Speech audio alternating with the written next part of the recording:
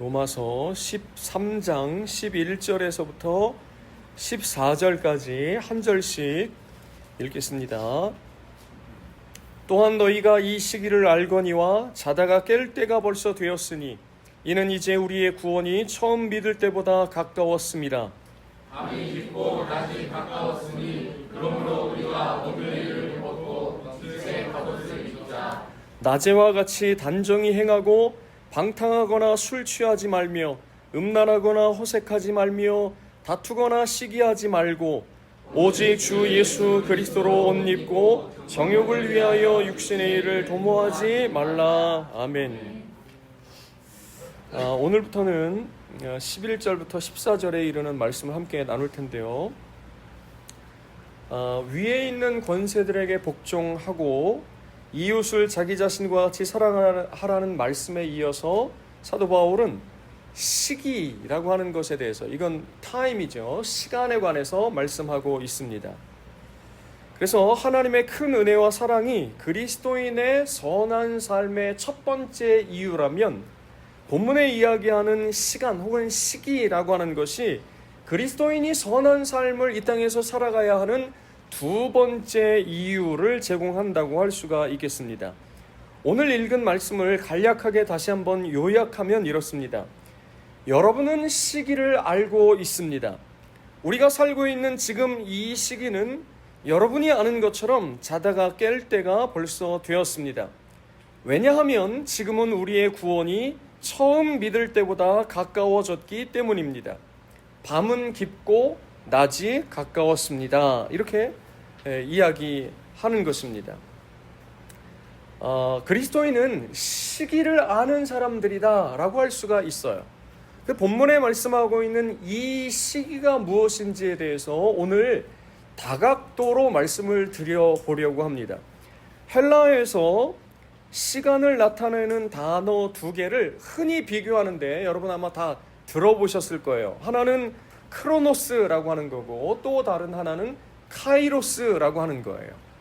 크로노스는 우리가 보통 보는 시계를 통해서 알 수 있는 시간을 얘기하는 겁니다. 객관적이고 일반적이고 누구나 동일하게 주어진 시간을 이야기한다고 할 수가 있어요. 또 다른 하나가 본문에 사용된 단어인데요. 카이로스라고 하는 말로서 이것은 특별한 시간을 말합니다. 그런데 성경에서는 이 특별한 시간 중에서 하나님의 구원이 이루어지는 특별하고 결정적인 시간을 카이로스라고 이야기합니다. 그래서 우리 성경을 한 군데 찾아볼 텐데요. 고린도 후서 6장 2절을 한번 찾아보겠습니다. 고린도 후서 6장 2절 같이 한번 읽겠습니다. 시작. 이르시되 내가 은혜 베풀 때 너에게 듣고 구원의 날에 너를 도왔다 하셨으니 보라 지금은 은혜 받을 만한 때요 보라 지금은 구원의 날이로다. 아멘. 여기 말씀하는 지금이라고 하는 은혜 받을 때 구원의 날이라고 하는 오늘 바로 이 시간이 카이로스의 시간이라고 할 수가 있고 이것이 바로 본문에서 이야기하는 이 시기라고 하는 말의 의미예요. 그래서 이 시기는 그대로 이 고린도후서 6장 2절 말씀이라고 할 수가 있습니다. 그래서 이 시기는 이 말씀처럼 현재적으로 하나님의 구원이 일어나고 있는 오늘이라고 하는 시간이죠. 그래서 오늘이라고 하는 시간이기 때문에 바로 지금 요걸 얘기하는 게 아니라 계속해서 바로 지금 이거죠. 우리에게 아직 기회가 주어져 있는 지금을 얘기하는 거예요. 결론적으로 그리스도인은 이 시기를 아는 사람들인 거죠. 그래서 몸을 하나님이 기뻐하시는 산제물로 영적 예배로 드리는 사람입니다. 12장 1절부터 여기까지 말씀이 다 포함되는 거죠. 하나님께서 그 큰 은혜와 사랑을 우리에게 베풀어 주셨기 때문에 선한 삶을 살아가기도 하지만 이 시기를 알기 때문에도 선한 삶을 살아가게 되는, 하나님의 영광을 위하여 믿음으로 위에 있는 권세들에게 복종하고 사랑의 빚진 자로서 이웃을 자신과 같이 사랑하는 삶을 살아가는 사람들이라고 할 수가 있는 거죠. 이 시기에 대해서 좀 더 구체적으로 말씀 드리려고 하는데요. 11절에서 바울은 우리의 구원이 처음 믿을 때보다 가까웠습니다, 이렇게 말씀하고 있어요. 이건 이렇게 생각해 보면 너무나 당연한 거죠. 시간이 지나갔기 때문이죠. 그러면 주님이 오실 시간은 더 가까워질 수밖에 없겠죠. 그러니까 이 말은 어떻게 생각하면 너무나 당연한 말인데, 이건 개인적인 차원에서 우리의 죽음이 가까웠다라고 하는 이런 말씀이 아니라 신학적으로 오늘 말씀드리는 이 세 가지의 내용 전부를 포함하는 이 시기의 의미가 되겠습니다. 여기에서 특별히 사도 바울은 구원을 미래의 일로 이야기하고 있죠. 우리의 구원이 처음 믿을 때보다 가까웠다라고 하는 건 아직 구원이 이루어진 상황이 아닌 것처럼 말씀하고 있고, 구원이 미래의 일로 이렇게 표현되고 있죠. 그래서 우리가 자주 말씀드렸던 것처럼 성경은 구원을 과거와 현재와 미래의 세 가지 시제로 말해요. 예수님을 믿는 우리는 구원을 받았죠.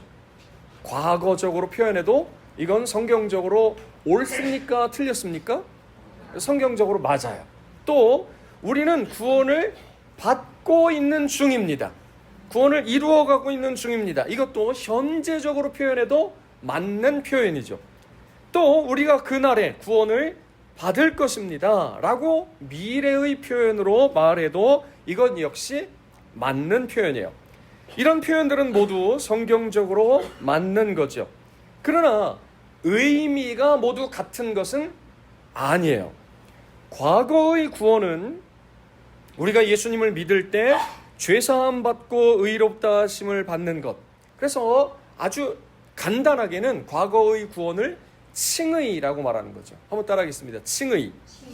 예수 그리스도를 우리가 믿을 때 혹은 거듭날 때 혹은 회심할 때 같은 표현이죠. 그럴 때 우리는 여기에서 믿고 세례를 받게 되는데, 하나님의 법정에서 그 죄인을 향해서 의롭다 하심으로 여겨주시는, 꽝꽝꽝 쳐서 죄인이 아니고 의롭다고 받아주시는, 여겨주시는 이러한 하나님의 선고가 바로 과거의 구원 혹은 칭의라고 말할 수 있겠습니다. 미래의 구원은 자주 말씀드린 것처럼 예수님께서 다시 오실 때 신자들이 부활하여 주님과 같이 영광스럽게 되는 것을 말하죠. 그래서 이건 주님의 재림 때 일어나는 것이기 때문에 재림이라고 얘기하면 미래의 구원을 말하는 거예요. 또는 부활이라고 하는 것도 마찬가지고, 그래서 영광스럽게 됨이라고 하는 영화를 얘기해도 마찬가지가 되는 거죠.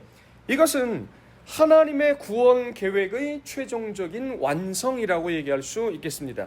한번 따라해 보겠습니다. 영화, 재림, 부활, 완성. 자, 이 말들이 다 미래적 구원의 표현들이라고 할 수가 있겠습니다. 이에 반해 현재의 구원은 과거의 구원을 받은 사람들이 미래의 최종적인 구원의 완성에 이르기까지 그 사이를 지나가고 있죠. 아까 말씀드렸던 우리 믿음의 선배들은 과거에 믿었고 아직 영광스럽게 되지는 않았지만 지금 이루어가고 있는 구원은 없는 거예요. 이 땅을 떠나갔기 때문에. 그죠? 그리고 아직 믿지 않는 사람들은 그 중에 우리 안에 들지 않은 양들이 있어서 믿게 된다면, 그러면 과거의 구원으로부터 그 사람의 시제에서는 다시 시작이 되겠죠. 그러나 오늘 우리의 입장에서 보자면 우리는 다 여기 거듭났고 회심한 사람들이라고 하는 가정하에, 그렇다면 우리는 믿을 때 의롭다 하심을 받은 거죠. 그리고 장차 영광스럽게 될 거예요. 그리고 우리는 지금 그 중간, 그 사이를 살아가고 있는 것이죠. 그래서 이렇게 표현했었죠. 이미 구원받았고 아직 완성되지 않은 거죠. 그래서 우리는 이미와 아직 아니의 사이를 살아가고 있다, 이렇게 말하기도 했습니다. 그래서 현재의 구원은 완성에 이를 때까지의 과정인데, 이 과정에 대한 말씀을 오늘 오후에 말씀이 연결이 돼가지고 드리려고 했는데, 오늘 오후는 어떻게 해야 될지 끝나고 잠깐 상의를 해야 될 것 같아요. 그래서 어쨌든 과정을 지나는데 이게 타임머신을 타는 게 아니에요. 그러니까 예수 그리스도를 믿을 때 의롭다 하심을 받고 그 다음에 잠깐 타임머신을 타고 퓨용 하고서 저기 뚝 떨어졌더니 영광스럽게 된 이런 건 없어요. 오늘 우리가 이 무더위와 싸우고 하루하루를 버텨내는 것처럼 믿음으로 의롭다 하심을 받은 사람들이 그 영광에 이르기까지는 하루하루 예수님 말씀하신 것처럼 자기 십자가를 지고 주님을 따라가는 삶의 행동들, 오늘 본문에서 얘기하는 이 로마서 12장 13절에서 얘기하는 것, 12장 13장에서 얘기하는 바대로는 그리스도인으로서의 선한 삶을 살아가는 하루하루의 삶이 쌓여서 구원을 이루어가는 거죠. 그래서 성경에서 신약의 저자들은 너희가 나 그대로 있을 때 두렵고 떨림으로 구원을 이루라 이렇게 말씀하고 있는 거예요. 두렵고 떨림으로. 왜냐하면 여기서 장담할 수 없으니, 누구도 장담할 수 없으니, 그렇다고 두려워하라는 것이 아니라 무섭게 벌벌 떠는 것이 아니라 하나님을 경외함으로 우리가 혹 이렇게 떠내려갈까 두려워하는 거죠. 죄를 범함으로 하나님의 영광을 가릴까 두려워하는 거죠. 그래서 조심하면서 이 우리 구원의 현재의 과정을 이렇게 밟아 나아가야 하는 것이죠. 그래서 11절에 우리의 구원이 처음 믿을 때보다 가까웠습니다 라고 하는 것은 주님의 재림이 가까웠다는 거죠. 부활의 날이 가까웠다는 거예요. 최종적인 완성이 가까웠다는 거죠. 그러니까 이 시기라고 하는 것은 그 직전에 예수 그리스도를 믿는 사람들에게 말씀하시는 거니까 바로 요 현재의 구원을 이루어가고 있는 신자들에게 말씀하시는 현재의 구원의 시기가 바로 이 시기, 이 때라고 말할 수 있는 거죠. 그러니까 요 때를 잘 살아가기 위해서는 나라가 어떻게 해야 돼요? 평안해야죠. 또 우리 오늘 교회 상황에서 보면 에어컨도 평상시에 잘 관리해야 되고 예배당도 잘 청소해야 되고 성도들도 다 서로 간에 잘 돌봐야 하고, 그래서 우리가 함께 예배하고 함께 하나님 앞에 영광 돌리고 하는데 지장이 있으면 안 되겠죠. 이 일들을 잘 해나가는 거죠. 그런데 그것만 하는 것이 아니죠. 그 과정을 통해서 우리가 매일 예수 그리스도를 닮아가는 이런 일들이 있어야 되겠죠. 그러기 위해서 그 하나의 표현으로서 이웃을 자기 자신처럼 사랑하는 거죠. 원수 갚는 것은 하나님께 맡겨드리는 거죠. 교회 안에서 자기에게 주어진 은사를 따라서 자기에게 맡겨진 자리에서 그리스도의 몸을 세우기 위해서 충성을 다하는 거죠. 이런 일들이 바로 이 현재의 구원을 이루어가는 이 시기, 왜냐하면 처음 믿을 때보다 가까워졌기 때문에 바로 이 시기를 우리가 이렇게 지나가야 한다는 것을 말씀하고 있는 것이라고 할 수 있겠습니다. 그래서 구원의 세 시제로 얘기하면 현재의 구원의 내용이 바로 이 시기라는 말씀이에요. 두 번째는 예수님을 중심으로 시대를 구분할 수가 있어요.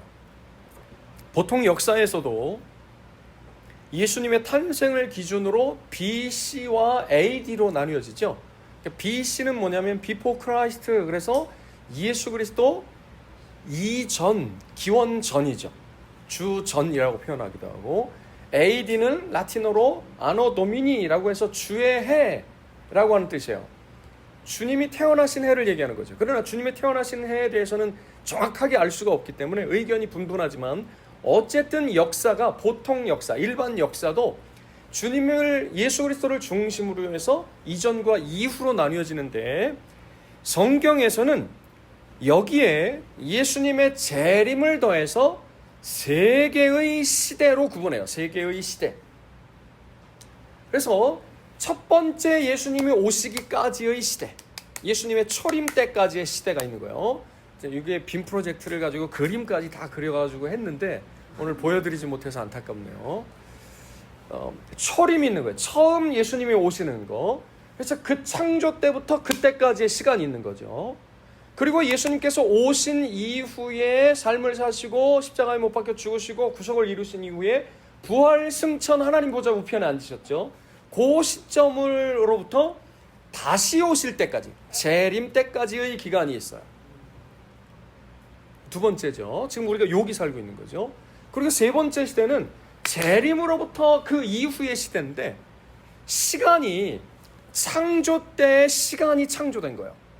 그 전에는 시간이 없는 거예요. 이 시간도 하나님의 창조물입니다. 공간뿐만 아니라. 그러니까 태초에 하나님이 창조하실 때 시간이 창조되었고, 그래서 예수님의 초림 때까지, 성경이 갈라디아 4장 4절에 보면 때가 참에라고 하는 것이 바로 카이로스의 시간이에요. 그냥 막 흘러가는 시간이 있는데 그 시간 가운데 하나님의 구원이 이 시간 속에 이렇게 쳐들어오는 이 시간을 바로 카이로스의 시간이라고 얘기하는 거죠. 초림 때까지의 시대가 있는 거고, 그 다음에 재림 때까지 있는데, 재림하시게 되면 그러면 이 세상이 다 끝나고 새하늘과 새 땅이 도래하죠. 그때 시간도 사라지는 거예요. 시간. 그래서 어디로 들어가냐면 재림으로부터 영원으로 들어가는 거예요. 그러니까 이 뒤의 시대는 그냥 재림으로 표현하면 그 뒤의 시대를 얘기한다, 이렇게 생각하면 됩니다. 이런 구분을 따라서 사도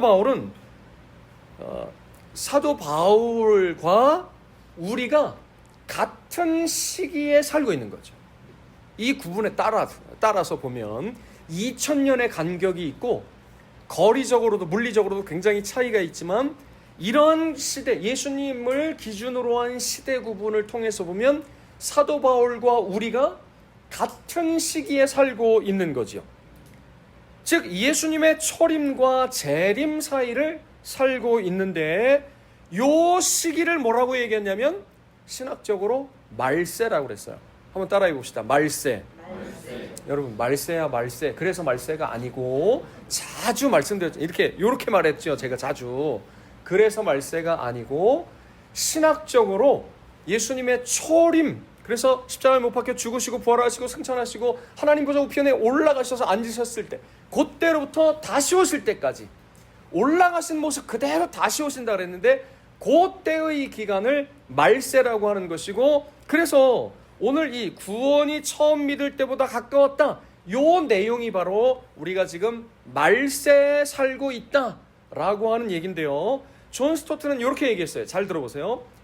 사도들이 알고 있었던 것은 하나님의 나라가 예수님과 함께 왔으며, 그 나라를 확립한 결정적인 구원 사건들, 예수님의 성육신과 죽으심과 부활, 승천, 그리고 성령을 선물로 보내어 주심, 이런 사건들이 이미 일어났고, 이제 하나님의 달력에는 파루시아가 뭐냐면 재림이에요.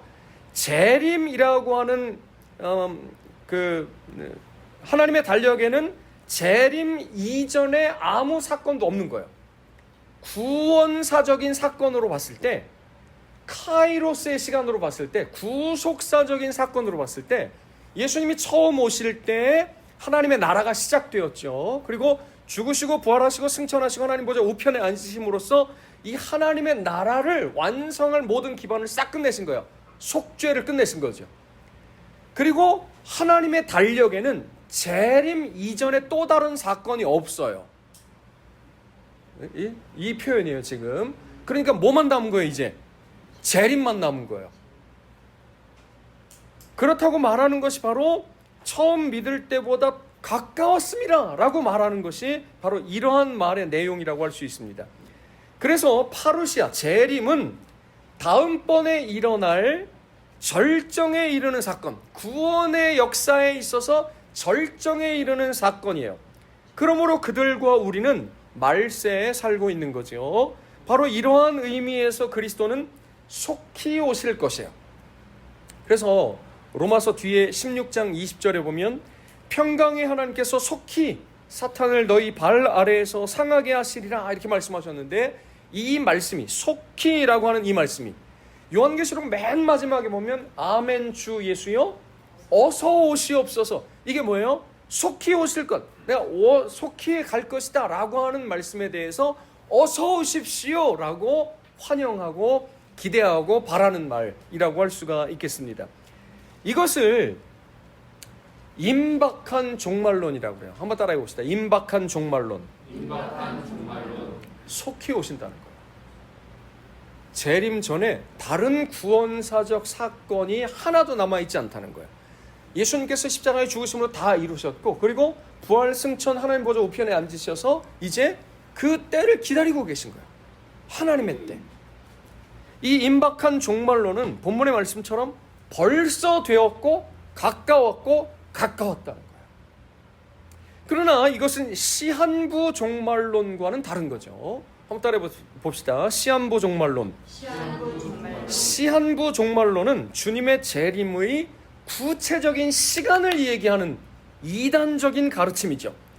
극단적이고 과격하며 광적인 신앙 집단이에요. 그래서 다 팔고 흰옷 입고 어딘가로 모여 몇 날 며칠 몇 시까지, 왜냐하면 그때 주님이 오실 거기 때문에 이렇게 얘기하는 것이 바로 시한부 종말론인데요. 그런 광적인 신앙이죠. 잘못된 신앙이에요.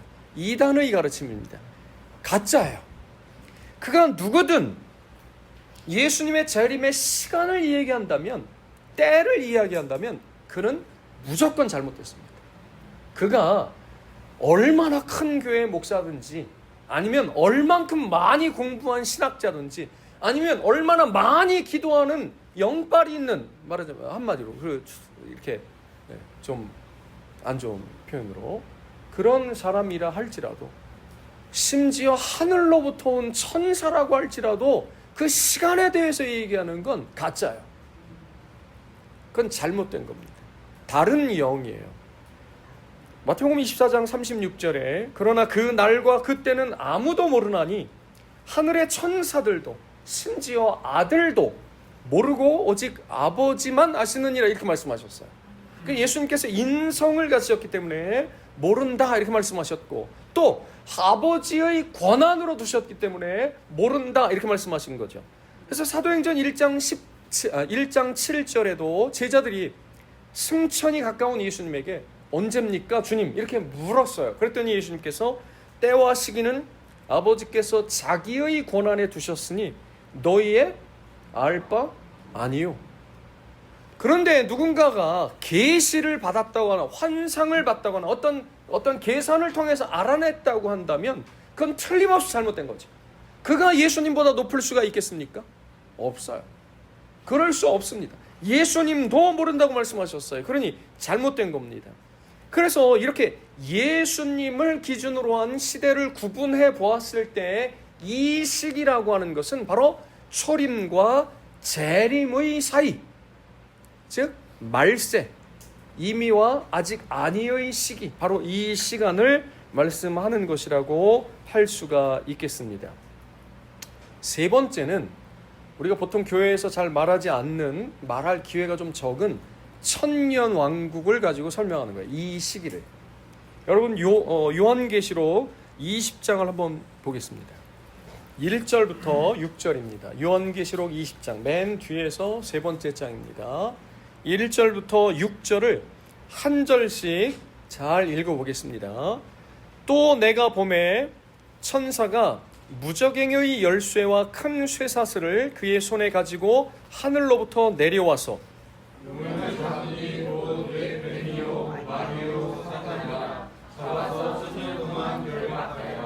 무저갱에 던져 넣고 잠그고 그 위에 인봉하여 천년이 차도록 다시는 만국을 미혹하지 못하게 하였는데 그 후에는 반드시 잠깐 노일이라. 또 내가 무자들을 보니 거기에 앉은 자들이 있어 심판하는 권세를 받았다가 또 내가 눈이 예수를 주관하는 자와 하나님의 말씀을 때문에 몸에 영향하는 자들의 영혼과 또 짐승과 그의 우상에게 경배하지 아니하고 그들의 은혜와 손에 그의 표를 받지 아니한 자들이 살아서 그리스도와 더불어 천년 동안 왕노릇하니 그 나머지 죽은 자들은 그 천년이 차기까지 살지 못하더라. 이는 첫째 부활이라. 이 첫째 부활에 참여하는 자들은 복이 있고 거룩하도다. 둘째 사망이 그들을 다스리는 권세가 없고 도리어 그들이 하나님과 그들의 제사장이 되어 천년 동안 그리스도와 더불어 왕노릇하리라. 아멘. 여기 맨 마지막에 읽은 천년 동안 그리스도와 더불어 왕노릇하리라. 그래서 천년 왕국이라고 하는 거예요. 자, 이 천년 왕국을 해석하는 데는 주로 다니엘서와 요한계시록이 있는 거죠. 근데 이 천년 왕국에는 크게 세 가지 해석이 있습니다. 크게 세 가지. 여기 보세요. 잘 보셔야 돼요. 하나는 전천년설이라는 거예요. 또 하나는 후천년설이라는 거예요. 마지막 하나는 무천년설이라고 하는 겁니다. 이게 뭐와 연관된 것이냐? 첫째, 천년을 문자적으로 천년을 의미하는 것이냐 아니냐예요. 이해 가셨죠? 여러분 2025년 1년 이렇게 우리가 얘기하면 1년 이렇게 얘기하면 우리 교회가 개척한 지 2014년 10월 26일에 개척해서 처음 예배를 드렸으니까 지금은 12년 차가 되는 거죠. 그죠? 12년째가 되는 거 맞죠? 4, 5, 6, 4, 5 네, 맞네요. 우리가 나이가 어떻게 되십니까? 그럼 10살입니다. 그럼 10년 이렇게 사는 거죠. 천년 왕국했을 때 이 천년을 문자적으로 정말 천년을 얘기하는 거냐 아니냐에 따라서 전천년설, 후천년설은 문자적으로 천년이라고 믿는 거예요. 무천년설은 천년의 왕국이 없다는 게 아니라 문자적인 천년을 얘기하는 것이 아니라 그저 긴 시간을 얘기하는 것이다. 이렇게 믿는 거예요.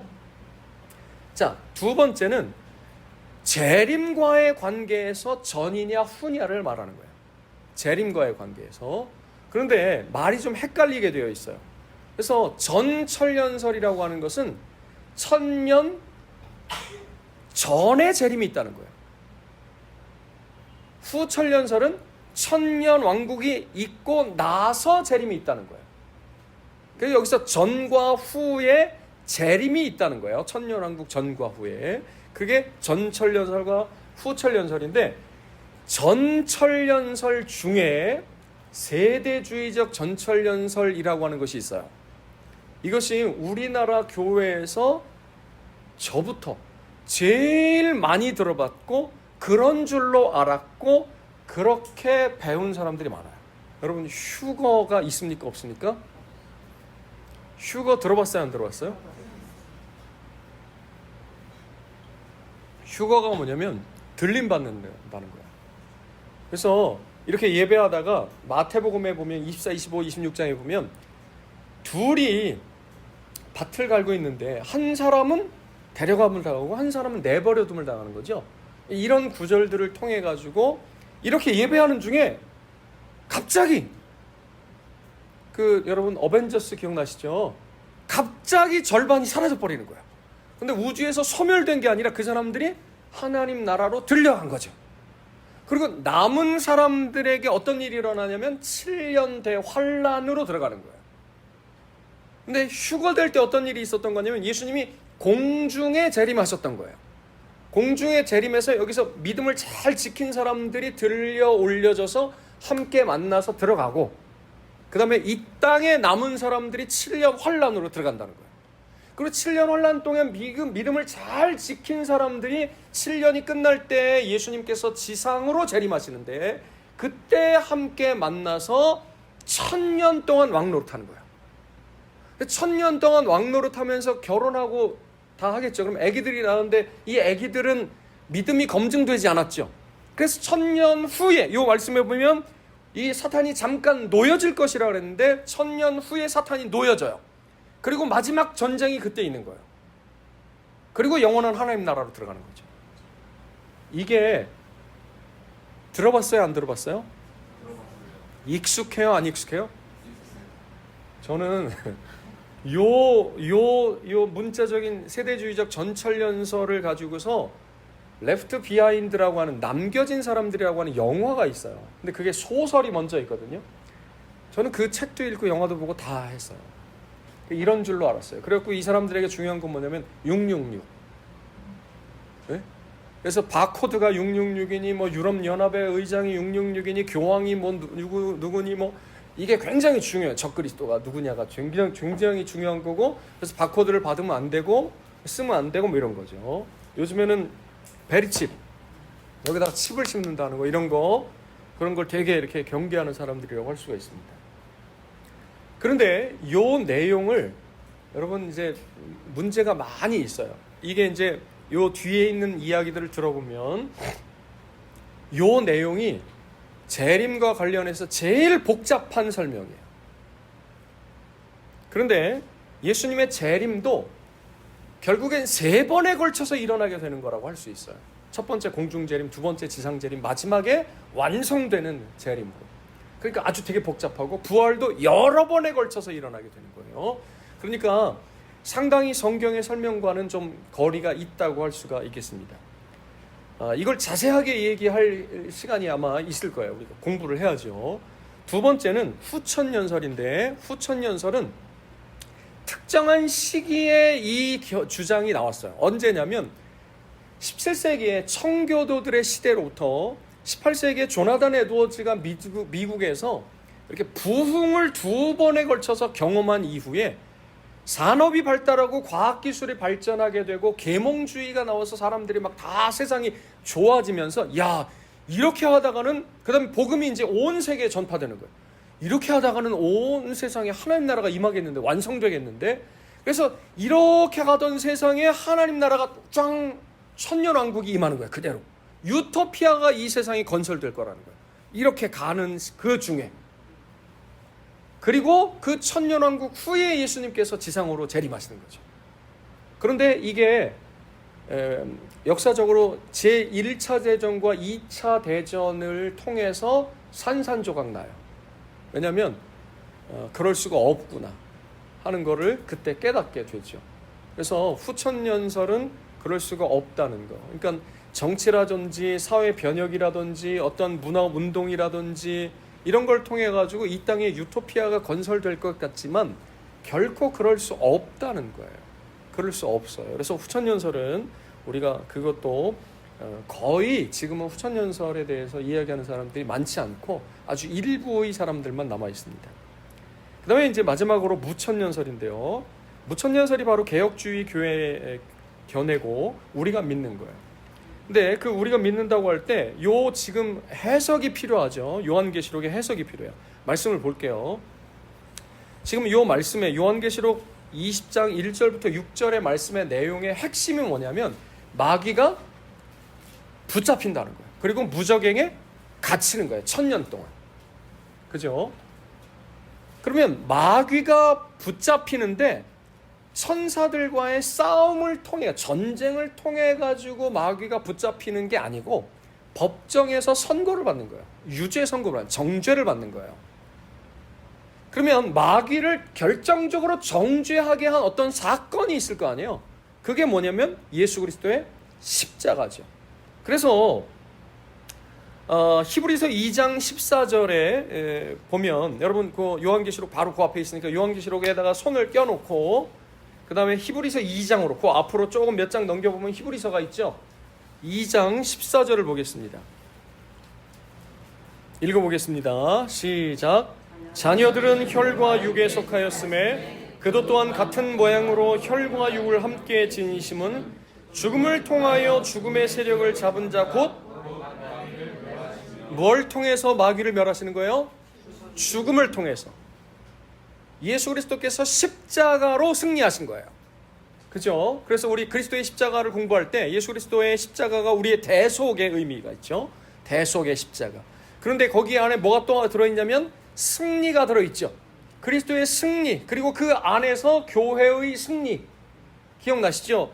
예수 그리스도께서 죽음을 통해서 마귀를 멸하시는 건데, 이건 원래 하나님께서 아담을 통해서 하길 원하셨던 일이라고 그랬죠. 잘 들으셔야 돼요. 하나님께서 선악과를 만드시고 거기에 그 나무의 열매를 따먹지 말라고 그랬단 말이에요. 그런데 하와가 그 나무의 열매를 따먹게 되는데 그때 마귀가, 그래서 여기에 지금 읽은 대로 용인데 옛 뱀이라고 하고 마귀 사탄이라고 하는, 이게 바로 그 존재인 거죠. 마귀가 와서 하와에게 유혹했고 하와가 결국에는 선악을 알게 하는 나무 열매를 따먹었단 말이에요. 요 사건을 하나님이 모르셨겠습니까? 아셨어요. 그럼 아셨는데 막으실 수 없었을까요? 막으실 수 있었죠. 그런데 왜 그렇게 하셨냐면 오히려 하나님께서 하와와 아담과 하와와 마귀를 만나도록, 그 선악과 밑에서 만나도록 주선하셨다는 거예요. 왜 주선하셨냐? 아담은 능히 마귀의 이 유혹을 이길 수 있었습니까? 없었습니까? 있었다, 이런 얘기죠. 그게 원죄 이전의 원의라, 이런 얘기예요. 그죠?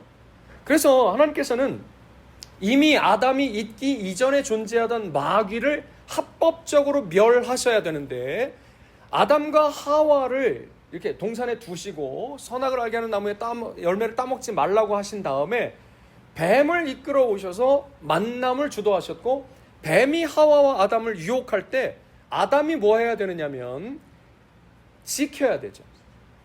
그죠?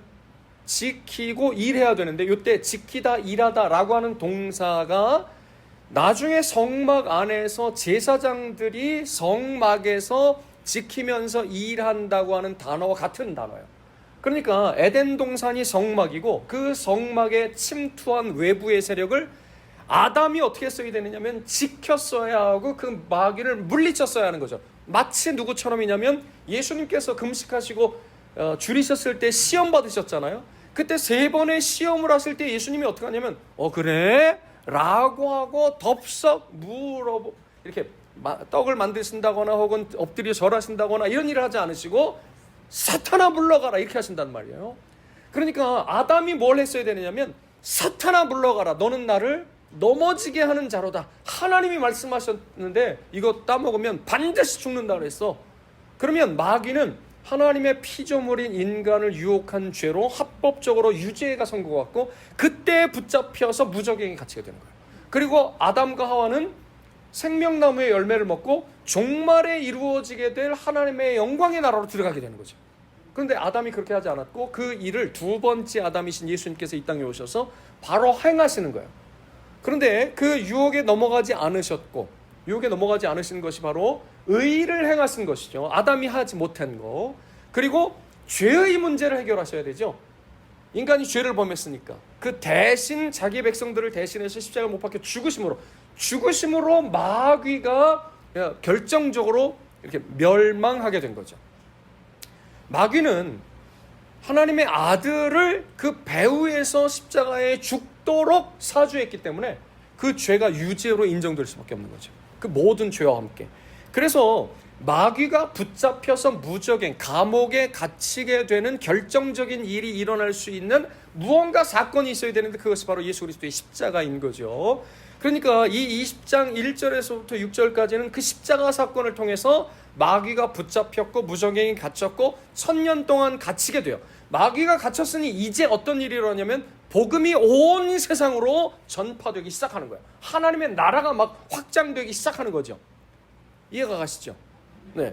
그리고 나면 마지막에 1000년이 차면 마귀가 잠깐 놓여져요. 그래서 요한계시록에 예고된 마지막 전쟁, 아마겟돈이라고 하는 하르마겟돈이라고 하는 전쟁이 그때 벌어지게 되는데, 그 앞에 어떤 일이 있냐면 우리가 로마서 9장, 10장, 11장에서 살펴본 대로 이스라엘 나라의 대대적인 회심이 있을 거고, 그 전에 복음이 온 땅에 전파되는 일이 있을 거고, 그 다음에 데살로니가서에서 말씀하는 그 배교라고 하는 대대적인 믿었다고 얘기하는 사람들의 배교가 있는 거죠. 배교.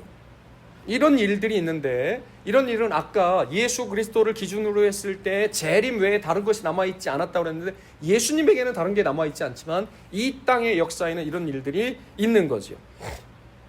자, 그래서 여기에 보면 4절에 보면 보좌들을 보니 거기에 앉은 자들이 있어 심판하는 권세를 받았는데, 예수를 증언함과 하나님 말씀 때문에 목배임을 당한 자들의 영혼들과 짐승과 그의 우상에게 경배하지 아니하고 그들의 이마와 손에 그의 표를 받지 아니한 자들이 살아있는 거죠. 이들이 누구냐면 순교자들, 먼저 간 신앙의 선배들이라고 할 수 있겠죠. 믿음의 사람들, 믿음을 끝까지 지킨 사람들을 얘기하는 거예요.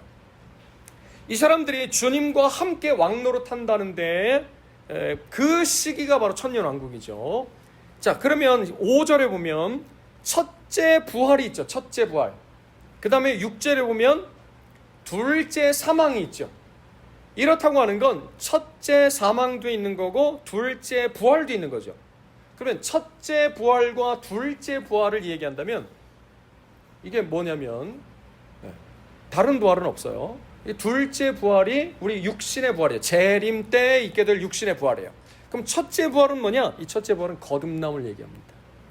거듭남을 얘기해요.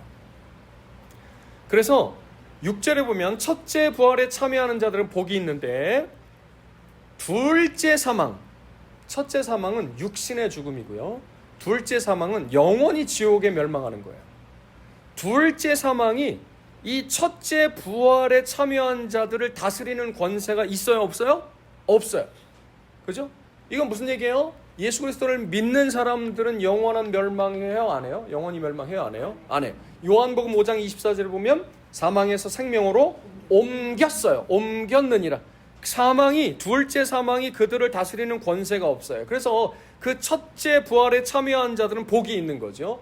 그 사람들이 그리스도와 더불어 1000년 동안 왕노릇하는데 고린도전서 15장에 보면 그 앞에 고린도전서 15장을 한번 보겠습니다.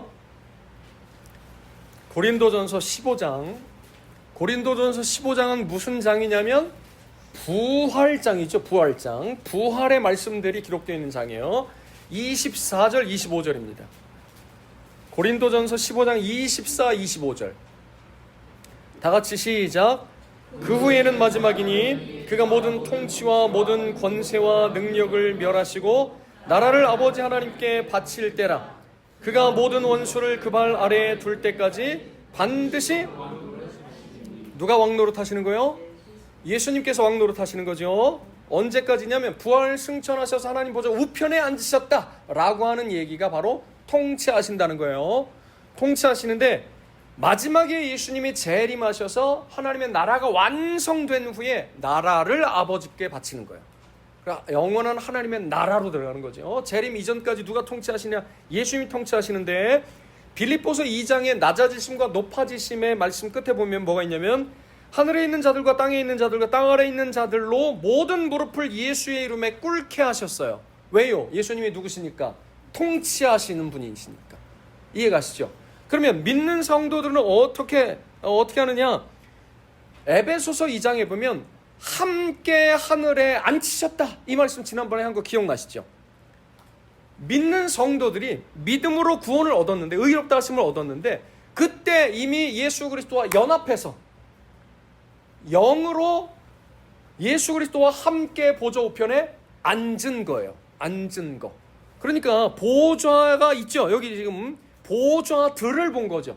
예수님만 거기 앉으신 것이 아니라 예수 그리스도와 함께 믿는 자들이 거기 앉아서 함께 1000년 동안 왕 노릇하는 거예요. 논리적으로 예수 그리스도가 교회의 머리시죠. 그럼 교회는 그분의 몸이죠. 머리가 통치하는데 몸은요? 따라가는 거예요.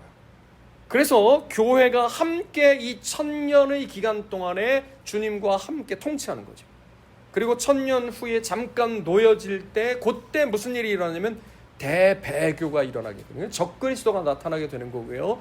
그때 그 일이 있으면 바로 이제 뭐가 있는 거냐면 재림이 가까운 거죠. 그 재림이 있고 나면 부활이고요. 영광으로 들어가는 거예요. 끝나는 거예요.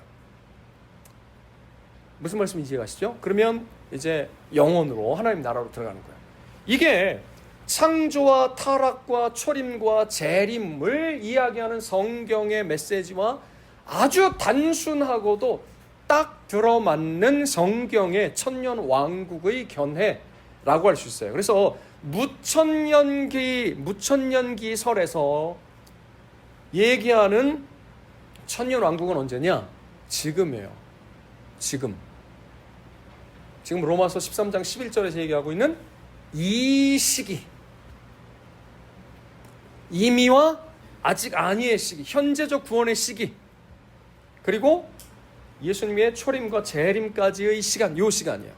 하나 더 말씀드리면 여러분 요한계시록은 묵시문학이라고 그랬죠. 묵시문학, 묵시록, 계시록, 묵시문학에서 숫자를 아주 쉽게 설명하려면 숫자가 많이 나와요. 숫자 7 교회, 그 다음에 7 나팔, 7 인, 7 대접, 그 다음에 14만 4천 이런 게 나온단 말이에요. 천년 왕국 이런 게 나와요. 그러면 이 숫자들이 문자 그대로의 숫자일까요? 아니면 상징적인 숫자일까요? 이렇게 되는 거예요. 그죠? 근데 이제 정답은 뭐냐면 문자인 것도 있고 상징인 것도 있어요. 이게 정답인데, 근데 이렇게 얘기하면 뭐가 문자고 뭐가 상징이에요? 이렇게 되잖아요. 우리는 그게 헷갈리는데 뭐가 문자적인 숫자냐면 당시에 요한이 썼단 말이에요. 그리고 요한의 공동체가 이걸 봤어요. 들었어. 이걸 말씀을 듣고 읽어. 너무나도 확실하게 아는 내용들은 다 문자적인 숫자예요. 그들은 그냥 다 아는 거죠. 예를 들어서 우리 2002 이렇게 얘기하면 뭡니까 여러분? 뭐가 떠올라요? 월드컵 이렇게 딱 떠오르잖아요. 1988년 이러면 대한민국 사람들은 올림픽 이렇게 딱 떠오르잖아요. 1950년 6월 25일 이러면 세상의 모든 사람들은 이게 숫자가 그게 뭔데? 그게 뭐야? 이렇게 얘기하는데 대한민국 사람들은 그게 6.25 일어난 날이지. 이렇게 1919년 3월 1일 이렇게 얘기하면 그게 뭔데? 그게 3.1운동 일어난 날이 1945년 8월 15일 이렇게 얘기하면 아무도 모르지만 우리는 그게 뭔지 안단 말이에요. 그러니까 요한계시록을 쓴 요한과 요한의 공동체가 다 알고 있는 거, 이건 문자적으로 숫자예요. 그러나 나머지는 다 상징입니다. 그러니까 천년 왕국이라고 하는 건 긴 세월 마귀가 붙잡혀서 감옥에 갇혀서 그 활동이 제약된 시간, 예수 그리스도께서 왕권을 가지시고 통치하시는 시간, 그래서 복음이 온 땅 사방에 퍼져나가서 하나님의 나라가 확장되는 기간, 요 긴 시간을 말하는 거지. 문자적으로 1000년이다 이렇게 얘기하면 그 다음에 바로 문제가 되는 게 그러면 14만 4천은 뭐야? 이게 이렇게 얘기하면 문제가 생겨요. 그래서 신천지나 모든 사이비 종교들에서 14만 4천을 가지고 사람들을 두려움에 떨게 하고 막 이렇게 끈단 말이에요. 14만 4천은 12 곱하기 12, 구약의 12지파와 신약의 12사도를 대표로 하는 신구약의 모든 믿는 성도들 곱하기 1000이라고 하는 건 옛날에 많다. 천년 왕국이라고 하는 건 뭐냐면 긴 시간 이렇게 얘기하는 거죠. 그러니 전천년과 후천년은 설명하기도 복잡하고 예수님도 재림 이렇게 오시려고 그랬다가 지금이 아닌가 봐요. 그러면 잠깐 하늘에 오셨다가 다시 올라가셨다가 내려오셨다가 지상에 통치했다 다시 올라갔다가 또 내려왔다가 부활도 부활했다가 그 다음에 또 누가 부활했다가 그 다음에 또 다른 사람들이 부활했다가 복잡해요. 후천년설은 말할 것도 없고 그냥 이렇게 해가지고 유토피아가 된대. 이건 아니잖아요. 그죠? 그래서 가장 성경적이고 단순하고 어떤 목사님이 이렇게 얘기했어요. 아름답지 않냐 이 해석이. 우리가 지금까지 말씀을 들은 것과 나눈 것과 공부한 것과 이 말씀의 메시지하고 똑같이 딱 들어맞는 것이 아니냐 이렇게 얘기하는 거죠. 그래서 우리는 이걸 믿습니다. 그렇다고 하는 것은 이 시기를 안다는 것은 지금 우리가 이렇게 싸워야 하는, 선을 행해야 하는 이런 그리스도인의 삶을 살아가는 거죠. 자기 십자가를 지고 살아가는 거예요. 괴롭단 말이에요. 그런데 영적으로 보면 누가 통치하셔요? 걱정하지 말라는 거예요. 두려워하지도 말라는 거예요. 이게 로마 시대, 로마 한복판에서 예수 그리스도, 다른 왕, 다른 임금을 섬기는 사람들에게 사도 바울이 얘기하는 거예요. 여러분이 지금 이 시기를 알지 않습니까? 이 시기? 이렇게 얘기하는 거죠. 우리가 왜 위에 있는 권세들에 복종해야 하고 이웃을 나 자신을 사랑하는 것처럼 사랑해야 하고 우리를 심지어 박해하는 자들에게 대해서 똑같이 돌려주는 것이 아니라 원수 갚는 건 하나님께 맡겨드리고 그러면서 교회 안에서 우리에게 주신 은사를 따라서 내게 맡겨진 그 자리에서 교회를 위해서 섬겨야 하는지, 왜 그래야 하는지 그 큰 사랑을 받았기 때문이고, 그 다음에 여러분들은 이 시기를 알지 않습니까? 우리가 지금 구원을 이루어가고 있는 중입니다. 우리가 이제는 재림밖에 안 남았어요. 그런데 그 재림이 언제 있을지 모릅니다. 예수님 곧 오신다 그랬어요. 그러니 우리가 깨어 있어야 되지 않겠습니까? 준비하고 있어야 되니까 우리는 그렇게 선한 행실을 가져야 합니다. 그리고 낙심하지 말고 절망하지 말 것은 지금 그리스도께서 통치하시는 지금이 바로 천년 왕국이라고 하는 이 사실을 우리가 잊지 말아야 합니다. 그리고 차면 다시 오실 것입니다 라고 얘기하는 거죠. 마귀의 세력은 아무리 강력하다 할지라도 지금 붙들려 있는 거예요. 주께서 이렇게 통제하시고 억제하시고 그런 시간을 우리가 보내고 있는 거죠. 그러니 이 시기를 아는 여러분, 이렇게 얘기하면 그 다음 말씀들이 이렇게 하지 말고 이렇게 해야 됩니다. 이렇게 어둠의 일에 참여하지 말고 빛에 속해야 합니다. 이렇게 하지 말고 이렇게 해야 됩니다 라고 하는 사도 바울의 그 다음 말씀들이 이해가 가기 시작하는 거죠. 마지막으로 성경 한 군데를 찾아보고 말씀을 마칠 건데요, 이번엔 구약으로 넘어갈 겁니다. 구약 다니엘 2장 44절입니다. 구약 다니엘 2장 44절 몇 쪽인지 누가 얘기 좀. 구약 1234쪽. 구약 1234쪽입니다. 다니엘 2장 44절. 다니엘이 해석한 느부갓네살 왕의 꿈이에요. 같이 읽어보겠습니다. 시작. 이 여러 왕들의 시대에 하늘의 하나님이 한 나라를 세우시리니 이것은 영원히 망하지도 아니할 것이요 그 국권이 다른 백성에게로 돌아가지도 아니할 것이요 도리어 이 모든 나라를 쳐서 멸망시키고 영원히 설 것이라. 아멘. 느부갓네살이 꿈에 환상을 봤죠. 한 큰 신상을 봤어요.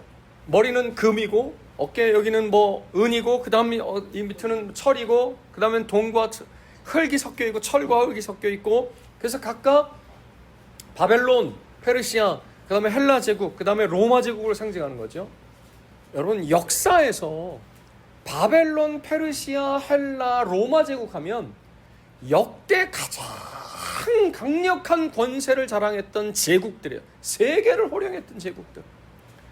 그런데 하나님께서 뭐라고 말씀하시냐면 이 여러 왕들의 시대에 하늘의 하나님이 한 나라를 세우시는데, 요 다음 절 45절에 보면 손대지 아니한 돌, 이걸 옛날 성경에는 뜨인 돌이라고 그랬어요.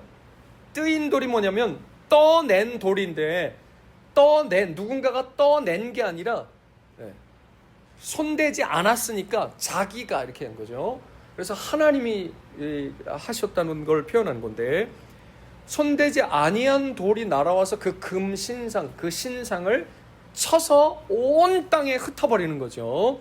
그래서 그 얘기를 얘기하는 건데, 한 나라를 세우시리니 예수님이 오셔서 하나님 나라를 건설하시는 걸 얘기하는 거죠. 그래서 바벨론과 페르시아와 헬라와 마침내 로마 제국의 시대에 그리스도께서 오셨고 거기에 하나님 나라를 건설하시는 거죠. 뭐가 시작된 거예요? 이 시기가 시작된 거예요. 그렇죠? 그리고 그런데 그 나라는 영원히 멸망하지도 아니하고 그 국권이 다른 백성에게로 돌아가지도 아니할 것이고 도리어 이 모든 나라를 쳐서 멸망시키고 영원히 서는 하나님 나라로 세워진다고 말씀하는 거죠. 로이드 존스 목사님이 이렇게 얘기했습니다. 기독교 신앙을 다른 모든 세상의 종교들 혹은 세상 자체와 차이가 나게 만드는 표지가 바로 모든 것을 종말론에 비추어 본다는 거예요. 지금 이 말씀이에요. 이 시기를 안다는 거예요. 마지막이 있을 거라고 하는 것에 비추어서 본다는 거예요. 오늘 우리의 매일의 삶을. 세상 모든 사람들이, 제가 왜 늘 얘기했잖아요. 아무 일도 없는 것처럼 그렇게 살아가는데 사실은 거대한 무덤과 같다고. 매일 죽어가거든요. 지금도 죽어가고 있어요. 그런데 세상은 아무 일도 없다는 듯이 그렇게 외면하고 살아가거든요. 그런데 거기까지만 얘기했었는데 문득 어떤 책인가 뭘 보다가 거기에 이런 얘기가 나왔어요. 두렵기 때문이라는 거예요. 두렵기 때문에 직면하지 않는다는 거예요. 맞는 얘기죠. 죽음이 두렵기 때문에 직면하지 않고 외면하고 없는 것처럼 포장하는 거죠. 여러분, 그 인테리어의 핵심이 뭡니까? 잘 숨기는 거죠. 우리 교회는 잘 숨기지 못해갖고 다 드러나 있는데 여러분들이 나서야 돼요. 이게 우리 집하고 똑같아요. 우리 집에 가면 다 나와 있어요. 그래서 우리 교회도 다 나와 있는 건데 여러분들이 좀 잘 할 수 있는 분들이 잘 어디다 감춰놨다가 적어놨다가 찾을 때 이렇게 좀 얘기해 주면 돼요. 잘 숨긴다 그래서 없는 게 아니죠. 두려운 거예요. 두려우니까 숨기고 감추고 외면하는 거죠. 죽음이 다가오고 있어요. 그러나 그리스도인들은 그걸 직면하고 살아가는 거예요. 이 시기를 안다고 하는 것이 바로 그 말입니다. 그건 멸망의 날이 아니에요. 어둠의 날이 아닙니다. 빛 없는 흑암의 날이 아닌 거예요. 그날은 구원의 날인 거예요. 그날은 잔칫날인 거고, 그날은 영원한 결혼식으로 들어가는 날이고, 그날은 우리에게 축제가 시작되는 날이라고 할 수 있어요. 그러니 이 시기를 아는 성도들은 이 시기를 알기 때문에 말씀대로의 선한 삶을 전혀 그럴 수 없는 상황 가운데에서 살아가는 사람들인 거죠. 이 시기를 알기 때문에 이 세대를 본받을 수 없고 오는 세상의 원리를 따라 사는 거죠. 왜 우리는 이 더운 여름에 이 시간에 여기서 이런 걸 하고 있냐, 이런 얘기. 왜 그래요? 이 시기를 알기 때문에 그런 거죠. 성도 여러분, 이 시기를 알고 깨어서 그리스도로 옷 입고 재림을 준비하는 저와 여러분이 되어야 할 줄 믿습니다. 같이 기도하겠습니다.